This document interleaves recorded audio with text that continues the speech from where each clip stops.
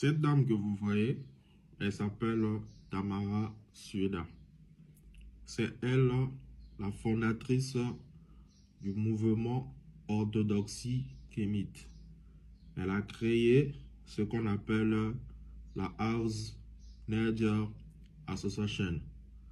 C'est cette dame qui est la fondatrice du mouvement kémite. Certes, elle est née dans les années 1969, mais c'est cette dame qui a pensé faire un travail extraordinaire de retrouver, c'est-à-dire toute la spiritualité égyptienne. Elle a écrit beaucoup de livres. Et c'est par son mouvement que nombreux de nos frères noirs se sont inspirés pour crier haut et fort sur la toile qu'ils sont des kémites. Parce que j'étais dans un live, j'ai dit c'est-à-dire ceux qui étaient avec moi dans le live, que votre mouvement est né d'une femme leucoderme, dame blanche, Tamara Sueda. Pour eux, c'était pas le bienvenu, ce que j'ai apporté, parce que selon eux, c'est que le mouvement kémite a existé avant Tamara Sueda par des gens, des grands, comme des Malcolm X, les Marcus Garvey. Vous savez, après, qu'est-ce qu'ils ont fait? Ils ont bloqué mon micro. Parce que je leur avais dit que moi, je suis de la tradition primordiale. Moi, je pense que la vérité, elle est universelle. Je ne peux pas limiter la vérité dans un seul mouvement, dans une seule idéologie. Ils ont dit, le monsieur dit non. Vous voyez, ces gens de la tradition primordiale, ils sont très dangereux. Ils sont plus dangereux que les chrétiens. Ça m'a fait rire, en fait. Vous savez, lorsque vous me voyez, physiquement, je suis jeune.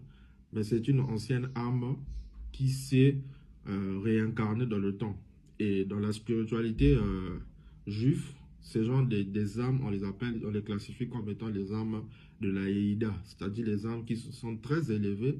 Ils sont nés pour exercer une mission qui est très particulière afin de veiller les peuples, afin de veiller, de ramener les gens à prendre conscience de leur être intérieur, encore de leur potentiel divin. Ok? Donc, vous voyez, Tamara Sueda, c'est bien elle la fondatrice du mouvement orthodoxie kémite.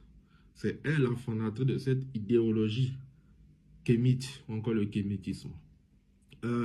Aujourd'hui, bon, pour répondre à mon frère, ils avaient bloqué mon micro, lorsque vous parlez de Malcolm X n'a jamais été kémite. Malcolm X, il fut un musulman, mais c'était quelqu'un, un intellectuel, qui a pensé qu'il fallait défendre la cause noire. C'est un peu comme aujourd'hui, vous voyez le président du Burkina Faso. Le président du Burkina Faso, Ibrahim Traoré, son excellence. Vous voyez tout ce qu'il est en train de faire aujourd'hui, sa politique, sa façon de gouverner, c'est juste, c'est extraordinaire. Mais est-ce que lui, pour défendre la cause de l'Afrique, il est obligé de devenir un kémite? Non!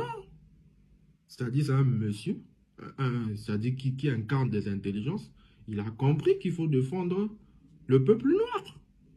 Aujourd'hui, le Burkina Faso est devenu tout un miroir pour les autres pays en Afrique qui sont en voie de développement. Donc, pour défendre la cause noire, on n'est pas obligé d'être des kémites, s'il vous plaît. C'est parce qu'aujourd'hui, moi j'ai détecté une pathologie chez nos frères kémites. Ce sont les traumatismes transgénérationnels qui se transmettent par épigénétique. Aujourd'hui, nos frères kémites, pour eux, si l'autre n'est pas kémite, c'est qu'il faut le détester. Chez eux, ils sont venus même avec des discours haineux jusqu'à détester même la race leucoderme. Et moi, je peux pas être là à encourager ce genre de mouvement. Que si aujourd'hui l'Afrique n'avance pas, c'est à cause des religions emportées. Je vais revenir sur ça tout à l'heure. Si je prends le cas de Marcus Garvey. Marcus Garvey n'était pas kémite. Marcus Garvey, il était un chrétien. Il est né d'une famille chrétienne. Mais c'était un intellectuel. Il avait compris qu'il fallait défendre la cause noirs. D'où il avait même créé un mouvement, UNIA, Universal Negro Improvisation Association. Vous voyez, Marcus Garvey était un chrétien, mais il a défendu la cause noire. Il n'était pas obligé d'être kémite. Martin Luther, il fut un pasteur chrétien, mais il a défendu les droits civiques sur les peuples noirs parce qu'on sortait de l'esclavage. Les noirs, c'est-à-dire même sur les droits de l'homme, cela n'était pas appliqué chez les noirs. D'où il y a eu ces gens des grands esprits comme les Marcus Garvey, les Martin Luther, les Malcolm X, ils ont défendu la cause noire. Vous voyez, c'est comme aujourd'hui, lorsque j'écoute les gens comme le professeur Théophile Obenga, vous voyez, il a un discours cohérent. Lorsqu'il dit des choses, vous êtes rassuré que oui, c'est un savant qui est en train de nous parler. Il n'y a pas de traumatisme transgénérationnel. Mais aujourd'hui, ce que nos frères kémites font sur les médias, sur les réseaux sociaux, c'est devenu autre chose. Ce n'est plus le combat. OK? Parce qu'aujourd'hui, chez les kémites, lorsqu'un grand esprit vient, il a des informations, il essaie d'apporter automatiquement, le positionne comme étant un kémite. Mais le président Ibrahim Traoré n'est pas kémite. Vous allez le placer où? Donc, certes que les religions emportées comme le christianisme a eu vraiment des impacts négatifs, en particulier au niveau du royaume Congo, avec l'arrivée, c'est-à-dire des prêtres qui ont été envoyés au Congo. Nous avons suivi le discours du roi belge. On a vu comment, c'est-à-dire l'impact du christianisme au royaume Congo était vraiment négatif. Mais on ne peut pas prendre ce cas et généraliser ça dans tout le continent africain, non? Nous avions quand même étudié. Moi, en 4e, j'ai étudié ce qu'on appelle les empires. En cas de le programme que l'INRAP a donné sur l'Afrique, il y en a ceux qui, au niveau de la classe de 4e, on étudie les déclins des empires. Si vous prenez l'empire du Ghana, qui était connu par son commerce d'or ainsi que de sel, mais le déclin de l'empire du Ghana n'a rien à voir avec le christianisme, n'a rien à voir avec l'islam. C'était plutôt les invasions des Almoravides et la dégradation de l'environnement qui est en rapport avec le déclin de l'empire du Ghana. Donc vous voyez, ce n'est pas toujours le christianisme ou encore l'islam.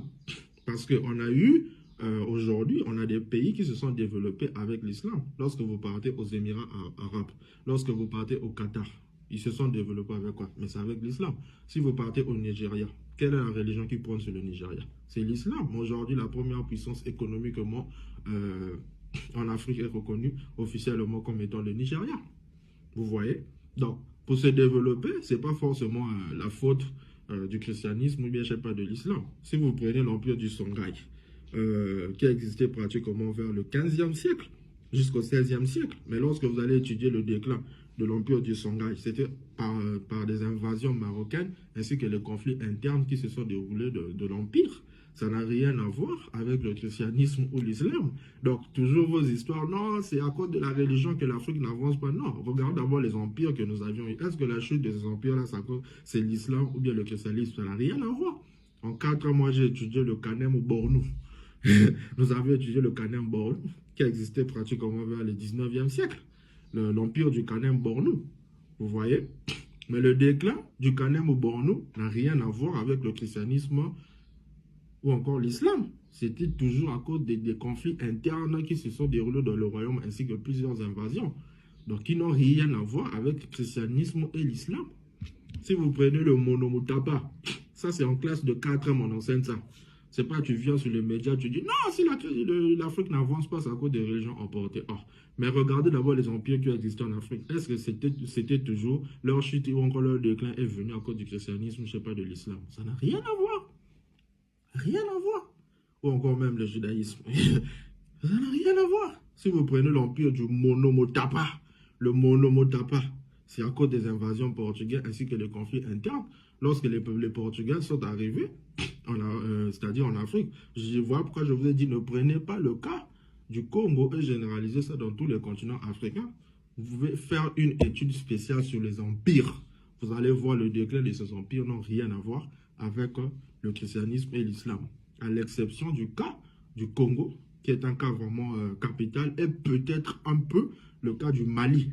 C'est parce que lorsque le christianisme, l'islam aussi est arrivé, ils sont venus quand même avec une autre idéologie qui a quand même influencé le peuple. Mais sinon, on a eu des empires, et jusqu'à ce jour, nous avions des pays qui se sont développés, qui continuent toujours à se développer avec leur religion. La première puissance mondiale est reconnue officiellement comme étant une nation chrétienne, les États-Unis d'Amérique. À tel point quand un président passe au pouvoir, il doit prêter serment sur la Bible. Les États-Unis d'Amérique. Quoique le christianisme a des racines maçonniques. Mais vous voyez, donc on peut toujours avancer avec les religions que nous avions. On doit comprendre que ces religions sont venues comme étant, aujourd'hui, la religion peut être positive dans le cadre où ça ramène l'homme à prendre conscience que il y a, pour ne pas peut-être dire il y a un ciel qui existe, mais ça peut ramener l'homme dans le respect, dans les principes de la vie.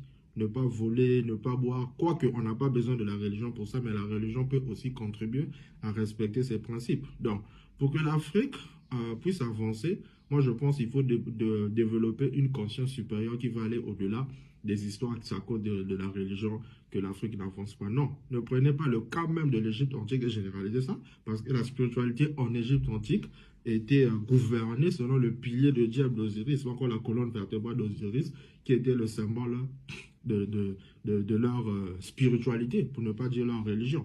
Donc vous voyez, dans cette vidéo, je viens encore confirmer une fois de plus, c'est bien Tamara Sueda, la fondatrice de l'idéologie kémite.